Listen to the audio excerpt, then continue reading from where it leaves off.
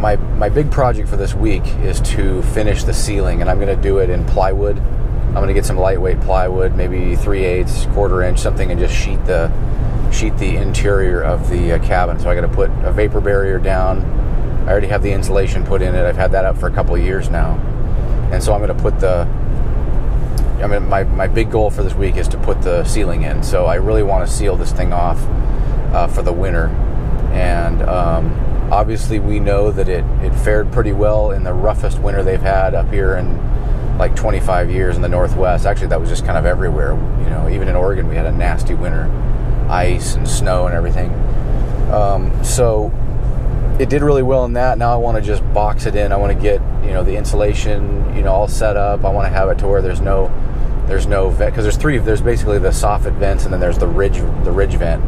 And of course, when you're up there in the wintertime, you're just blowing heat out the roof. So I'm going to finish that up.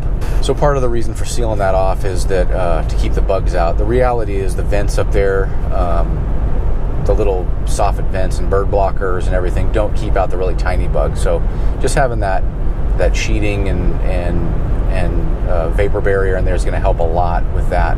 The reality is it's a cabin. There's going to be bugs coming in, but for the most part, we want to try to keep out big wasps and bees and stuff. They tend to want to, they don't really make hives in there, but they tend to wander in there because there's a lot of little cracks up at the top. So if I can keep them, at least in the airspace up in the roof and not coming inside, that'd be better.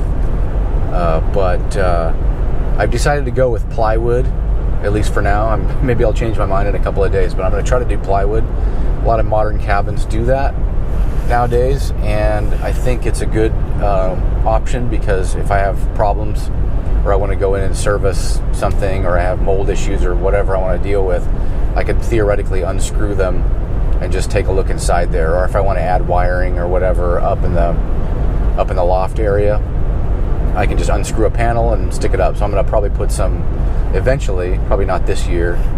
Is that a duck? So beautiful up here. Maybe not this year, but when I do all the trim and the finish work, I'm going to probably just put some batons on the seams of the plywood. And I think I'm going to just line up the plywood. I'm not going to stagger them like they did on the roof for strength. I'm going to actually just line them up so I can, line up the batons across ways. And it should look pretty nice. It'll look kind of rustic, but kind of modern. So I'm going to have hardwoods, sheetrock on the walls, and then plywood on the roof. And I think I'm going to be able to stain it, or if I don't like that, I'll just paint it white, or paint it whatever nice roof color I can find, or ceiling color. And yeah, that's pretty much it.